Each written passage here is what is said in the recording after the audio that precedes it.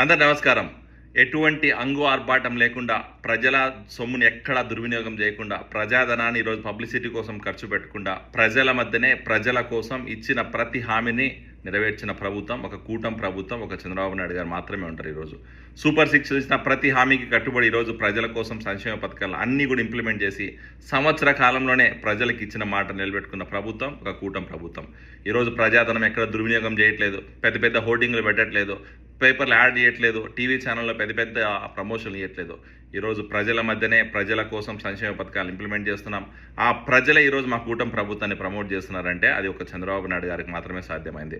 ఈరోజు గత ప్రభుత్వంలోగా నవరత్నాలు ఇంప్లిమెంట్ చేసే మాయలో నవ మోసాలు మేము చేయలేదు, పెద్ద పెద్ద పబ్లిసిటీ చేసుకోనికి ప్రమోషన్లు చేయలేదు, లేకపోతే పెద్ద పెద్ద హోర్డింగ్లు పెట్టలేదు, న్యూస్ పేపర్లో బ్లూ మీడియాలో ఎక్కడ మేము పబ్లిసిటీ చేసుకోలేదు. ఈరోజు ప్రజల కోసం ఇంప్లిమెంట్ చేస్తున్నాం.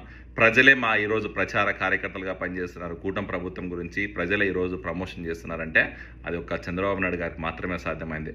ఈరోజు సూపర్ 6 ద్వారా బెనిఫిట్ పొందిన ప్రతి ఒక్కరు అవతాతలు అవ్వచ్చు, అక్క చెల్లెమ్మలు అవ్వచ్చు, అన్నదమ్ములు అవ్వచ్చు, ఈరోజు రైతులు అవ్వచ్చు, లేకపోతే విద్యార్థులు అవ్వచ్చు, అందరూ కూడా ఈరోజు సూపర్ 6 ద్వారా లబ్ధి పొందిన వాళ్ళు అందరూ కూడా చంద్రబాబు నాయుడు గారికి జై కొడుతున్నారు, కూటమి ప్రభుత్వానికి జై కొడుతున్నారు. నారా లోకేష్ గారి ఆధ్వర్యంలో నిరుద్యోగ యువత ఈరోజు డిఎస్సి ద్వారా బెనిఫిట్ పొందిన వాళ్ళు కూడా ఈరోజు ప్రజల మధ్యలోకి వెళ్ళి ప్రజలు ప్రభుత్వం గురించి చెప్పే పరిస్థితి ఉందంటే ఖచ్చితంగా ఆ ఘనత ఒక కూటమి ప్రభుత్వానికి మాత్రమే దక్కింది. ఈరోజు ఇచ్చిన ప్రతి హామీకి కట్టుబడి సంక్షేమ పథకాలు ఇంప్లిమెంట్ చేస్తూనే అలాగే డెవలప్మెంట్ మీద ఫోకస్ చేసి ఈరోజు పోలవరం కోసం అవ్వచ్చు, లేకపోతే రాజధాని కోసం అవ్వచ్చు, లేకపోతే రాష్ట్రంలో వచ్చే పెట్టుబడుల కోసం అవ్వచ్చు, ఇన్వెస్ట్మెంట్స్ చేసి ఈరోజు నిరుద్యోగ యువతకు ఉద్యోగ అవకాశాలు అవ్వచ్చు, లేకపోతే ఇంకోటి అవ్వచ్చు, అన్నీ కూడా ఇంప్లిమెంట్ చేసి ఈరోజు ఏపీపీఎస్సీ నోటిఫికేషన్ కూడా ఇచ్చిన ఘనత కూటమి ప్రభుత్వంది.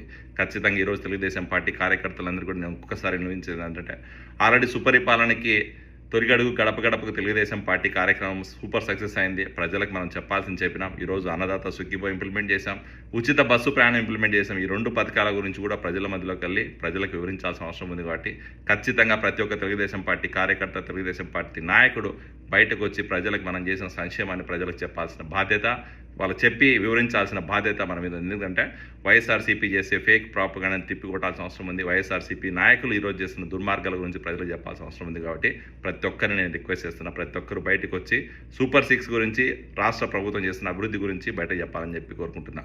Thank you so much. Please subscribe to Leo news for more videos.